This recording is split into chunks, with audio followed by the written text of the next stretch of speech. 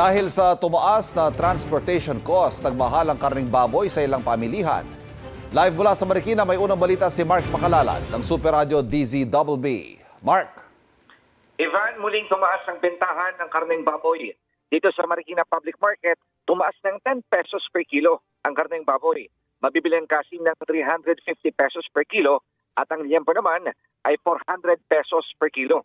Ayon sa mga nagtitinda, dapat ay 20 hanggang 30 pesos per kilo ang itataas ng kanilang tinda, pero anila, sila na ang pumapasa nito para hindi masyadong mabigatan ang kanilang mga customer.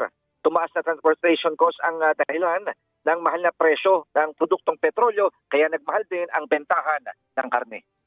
Mark Makalalad ng GMA Super Radio DZBB, nag-uulat sa unang hirit. Maraming salamat Mark Makalalad ng Super Radio DZBB.